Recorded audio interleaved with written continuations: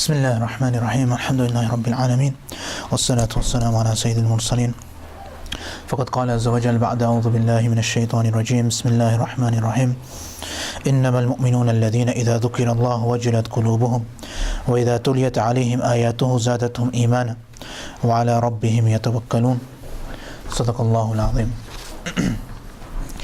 As we started yesterday, the book by Abid Dunya on Muhaasabahtun Nafs, and we just briefly began the muqaddama, his introduction, and the introduction is written usually by somebody else. So we have the book Muhaasabahtun Nafs written by Abid Dunya, who's an amazing hadith scholar, one of the students of Imam Bukhari, and the muqaddama which we started yesterday is an introduction to this book.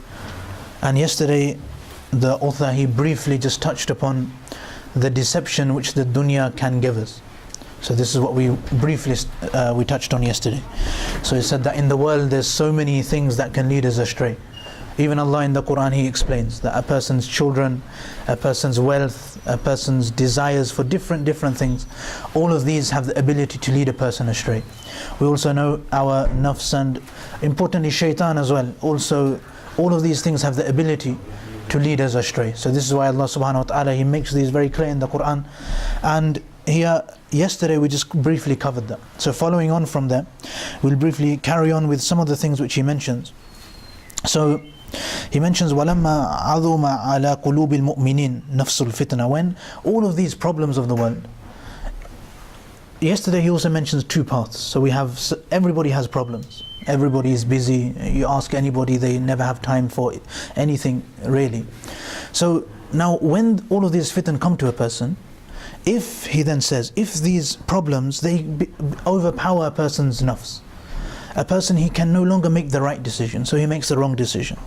If this happens, and then the heart is unable to make the right decision, then he says that me personally, he said, وَجَدْتُ أَنَّهُ لِزَامًا عَلَى النَّفْسِ, it's necessary at this point that everybody, when thinking, now all of us ourselves, we have to think about what is it in our life, what's our decision?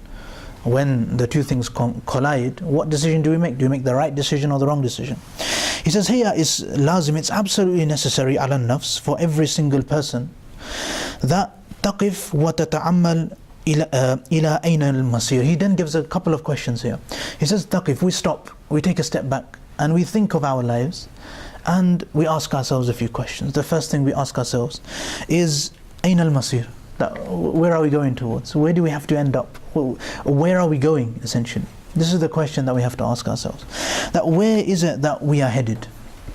And walam tasir, and the place where we have to get to, at what point is it that this thing will actually happen? Until now it's not happened, but very soon it's going to happen. So the place where you're trying to get to, which you still haven't actually got to, when are we, we know that destination, but walam tasir, you still haven't actually set out on the road. So when is it that we're going to start setting out on this road? We know where we all want to end up at. There's one destination we all have in our mind. We're not there yet. And are we even on the path? And this is what he says, that you still not actually even got onto that path. وَكَيْفَ إِذَا لَقِيتَ مَا لَا بُدَّ أَن تُلَاقِيهِ. And how is it going to be? He said, كَيْف. Think about it. That how is it going to be that when eventually at some point you meet that being who without any doubt you're definitely going to meet at some point. So how are you going to fare when you end up meeting him? In ajilan or ajila, it's possible this is very in the distant future, or it's possible it's in the near future. This can happen in a very long time, or it may happen immediately. But at some point definitely this meeting is going to happen. He says you're going to meet Allah, you're going to meet these things. So think now that how am I going to fare when these things happen? وَكَيْفَ بِهَا. And remember, this whole thing is about the nafs, about ourselves, about us as individuals. So how will we fare? بَرَزَ إِلَيْهَا الْمَوْتِ بَغْتَةً. When death comes to it suddenly, no expectation, never thought that death's going to come, and suddenly death comes to this person. So how will we fare at that time? When death comes to us, death eventually will come to us. So how many of us, or this whole journey, how many of us are ready to take on that journey? وَوُضِعَتْ فِي قَبْرِهَا. And as a result of death, there's a whole journey we can all imagine. There's books written on Muraqabatul Maut separately. This book is separate, it's about muhasabah, about assessing ourselves. Now this whole journey, he's gone from death to being placed in the grave. Between that, there's all of these things we can contemplate. We can contemplate the moment of dying, where people realize that we've died, and then between that and the janazah, there's so many things. All of this is a separate discussion. But he says there's going to be a point, wudi'at fi qabriha, that the nafs will be placed inside its qabr. And وَتَوَلَّ عَنْهَا كُلُّ مَالِهَا, and then all of the wealth, everything gets achieved. Mal can refer to everything which he achieved in the world, all of the honor, dignity, status in society, all of the properties which he acquired, the businesses which he was running, all of these things, they will tawalla anha, all of these will become useless to him, they will turn away from him. Illa amaluha, the only thing left with him will be his amal. كيف بها إذا يسألها الملائكة وهي في القبر. Now he's going to be in the qabr. Now first he was placed in the qabr, now all the mud is on top, and family have gone, his wealth have gone, all is left is his deeds. So now imagine, remember this is for ourselves, our own muhasabah, assessing our own lives, this journey we're going to go on. At the moment we're aiming to get to one of the destinations, so this will happen. Then يسألها الملائكة, the malaika will ask him وهي في القبر, and he'll be in the qabr, and we know the questions will be asked, that as a result of the life that we lived, do we truly understand Allah? Do we follow the sunnah of Rasulullah sallallahu alaihi wasallam? And do we really take Islam as a way of life which we try to actually follow? وكيف بها إذا وقفت يوم الحشر. Then the qabr is done. This is one whole manzala which has its own topic, and we can think about that for very long. And then after this yawm al-hashr, the person, he will be resurrected. Now everybody will be there. There's many verses of the Quran which deal with this as well. How as individuals we'll be so worried about ourselves, about how it is that we can save ourselves on that day. So right now we're in a place where we can prepare for that. So how is it that we're going to fare on that day? And then كيف بها وهي تساق إلى مآلها, and then after the hashr eventually we'll be dragged essentially towards our ma'al, our abode forever.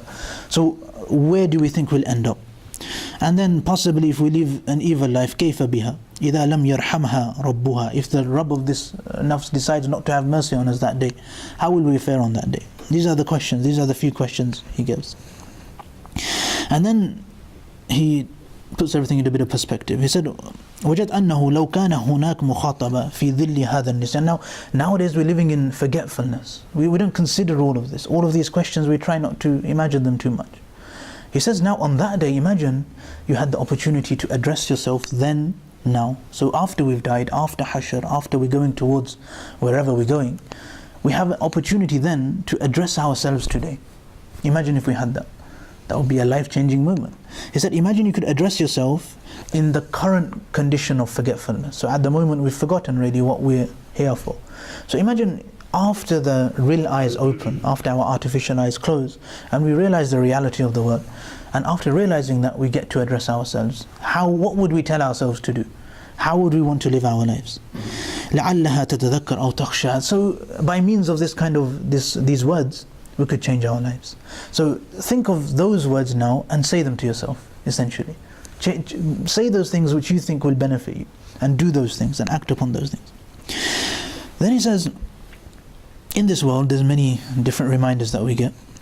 فَرُبَّ نَفْسٍ تُذَكِّرُهَا الذِّكْرَى. There's many reminders that we get, all the time we get reminders. So there's some people who تغير حالها إلى اليقظة بعد الخمود, that before we have some kind of calm life, we're just going with the flow. We don't really appreciate the reality of life. And then a certain reminder comes, and then we decide that we're going to change. Now this is very important, that we actually wake up. He describes it as waking up, as an awakening, as yaqda. A person, he changes his condition from being asleep to waking up and realizing reality of life. And then he starts obeying the commands of Allah. And then he does those things which nasiratan li dinihi. He does those things which help his religion, as opposed to helping things which will oppose his religion. He will support himself and make himself a better person. فَتَفُوز بِسَعَادَتَيْنِ. And then he becomes successful by the success of this world and in the hereafter. And there's some people who don't change and continue as normal. And عَلَى الدَّرْبِ سَائِرًا, they continue on the normal path of life. And the problem with these people is they will only realize at the time of death. Before death, there's nothing which reminds them. The tadhkiras comes, the reminders come, but they don't choose to change their lives. So this is the reminder that he gives, that try and ask these questions before death comes. This is essential. After death is always going to be too late. And if we can imagine what we would say to ourselves after death, we try and imagine those things and say them to ourselves and improve ourselves. And then he says, فَنَرْجُ اللَّهِ أن نقف جميعا ونحاسب أنفسنا ليؤول أمرنا إلى الفلاح في الدنيا والآخرة. So we all, we have this hope that we all together, we just stop for a minute, we think about our lives, we truly do some kind of muhasabah with ourselves, and we change our condition from what it is at the moment to falah, to some kind of success. And that way we take ourselves to success in this world and in the hereafter. And this is the second part of the muqaddimah. Yesterday he spoke about the dunya, how much fitna there is there, and today he speaks about how we need to ask ourselves certain questions. Then he goes on, I was actually hoping to finish it, but inshallah I don't want to make this too long, just something which affects us, something which gets us thinking a little bit. Originally I was planning to finish the muqaddimah, which is 4 more pages, but we'll briefly see how far we get. He briefly, remember this is the muqaddimah of the overall book. And the reason I'm saying this is hopefully maybe one day inshallah Colchester Mosque will translate this book into English, and then we'll all be able to read it when we go along. That's why we're thinking, maybe this book is, we mentioned the book of Abid Dunya, such a beautiful book. So that's why, we keep in mind that we are going through a specific book, which is a very beautiful book. At the moment the Arabs can read it, but inshallah there'll be a time we can all hopefully learn Arabic and read it as well. So we just keep that in mind. So regarding the book, he says, نجد فيها من الذكرى ما يدخل إلى النفس فترقى القلوب. There's many things in there which soften the heart. This is the whole point of it. Our hearts become soft, we change our lives. There's many things inside the book which we'll find, which will change our hearts. And then we'll finish here inshallah. What he says is that in this book, the mu'allif, أكثر المؤلف, what the mu'allif has done, he's very excessively, he's brought the hadith of Rasulullah sallallahu alayhi wasallam and the sayings of the Salaf, the sayings of the Sahaba, the Tabi'in and the Tabi'at Tabi'in. And he doesn't bring many verses of the Quran. Like we mentioned in our introduction, Ibn Abi Dunya was a muhaddith, he was an expert in hadith and in the chains. So now he doesn't bring much in terms of the Quran, because that is without any doubt very authentic. So his expertise lied in hadith, in verifying and finding, especially he used to find many hadith which no other muhaddith would actually bring in their book. This is one of the beauties of this book especially. We find beautiful things here which you don't find in many other books. So this is one thing he does. So what he says is that in reality one of the most beautiful ways we can remind ourselves is through these ways, through the Quran, through the Sunnah and through the sayings of the Sahaba and the Salaf. Now if somebody has these things in front of him and he fails to change his life, then in reality nothing can change his life. So inshallah, this is just something to look forward to inshallah. When we do start the book, what we'll be doing is to be looking at the hadith of Rasulullah sallallahu alayhi wasallam and things which the Sahaba and the Tabi'in used to say to each other in order to revive their iman, in order to make themselves better people, in order to become closer to Allah. So if we open it and if we listen with our hearts inshallah, then obviously our lives will change, inshallah. And this is something which we all try and hope for. So inshallah from next lesson, from Sunday inshallah, which will be the next time we sit together, inshallah we'll move on to the verses of the Quran he brings, and he mentions how the verses of the Quran have so much lessons for us to take, and he mentions a few of them, and then afterwards inshallah we'll start the book of Ibn Abi Dunya. So I make dua Allah gives us all the ability to understand and act upon what has been said. Wa akhiru da'wana alhamdulillahi rabbil alamin.